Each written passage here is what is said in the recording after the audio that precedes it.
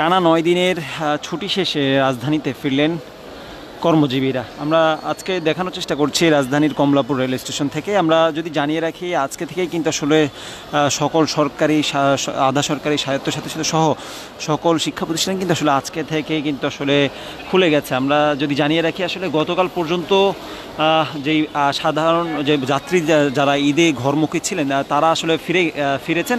তারপরেও আমরা যারা দেখেছি আসলে যারা গতকালকে আসতে পারেননি বা ট্রেন বা বাস যাদের হচ্ছে যে যারা আসলে আসতে লেট করেন, আসতে পারেননি টিকিটের কারণে বা যে কোনো কারণে, তারা কিন্তু আসলে আজকেও ফিরছেন। আমরা বেশ কয়েকজন যাত্রীর সাথে কথা বলেছিলাম, তারা বলছিলেন যে আসলে এবারের ঈদ যাত্রা একেবারে অন্যান্যবারের তুলনায় স্বস্তির ঈদ যাত্রা ছিল, এমনটি কিন্তু আসলে বলছিলেন। এবং আমরা যদি একটু জানিয়ে রাখতে চাই যে আসলে এবার ঈদের ছুটিতে প্রায় ঢাকা ছেড়েছিলেন 1,07,00,000 মানুষ, সিমধারী আর কি, যেটি আসলে সরকারি গবেষণায়।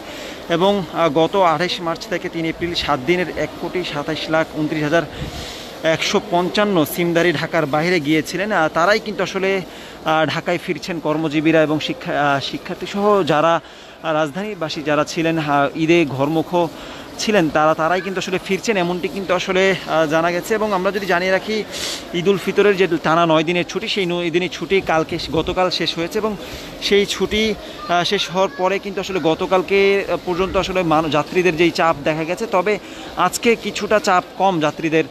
আজকে কিন্তু আমরা দেখেছি আসলে বেশ কয়েকটি ট্রেন আসার পরে যাত্রীরা তেমন আসলে যে ঈদ যাত্রা যে ভিড়, সেই ভিড়টি আসলে আজকে পাওয়া যায়নি। যাত্রীরা বলছিলেন যে আসলে এবারের এই যে যাত্রা, সেটি কিন্তু আসলে একেবারে স্বস্তির ঈদ যাত্রা ছিল এবং তারা কিন্তু সেটি বলছিলেন। এবং একই সাথে তারা বলার চেষ্টা করছিলেন যে এবারের যে ঈদ যাত্রা সেটি ছিল অন্যান্যবারের তুলনায় একটু ভিন্ন, যেহেতু অন্যান্যবার তারা আসলে অনেকেই তারা বলছিলেন যে অন্যান্যবার টিকিট কেটে ভেতরে প্রবেশ করতে কষ্ট হয়ে যেত, ভিতরে নিজেদের যে সিট সেই সিটে আসলে বসতে কষ্ট হয়ে যেত, কারণ এত পরিমাণে মানুষ টিকিট ছাড়া আসলে প্রবেশ করতেন। এই বছর কিন্তু আসলে সেগুলো রোধ করা গেছে এবং সেটি কিন্তু আসলে কমলাপুর রেলওয়ে স্টেশনের যারা কর্তৃপক্ষ রয়েছেন তারাও কিন্তু আসলে বলছিলেন যে এবারের এই যাত্রা সাধারণ যাত্রী যারা রয়েছেন তাদের জন্য স্বস্তির।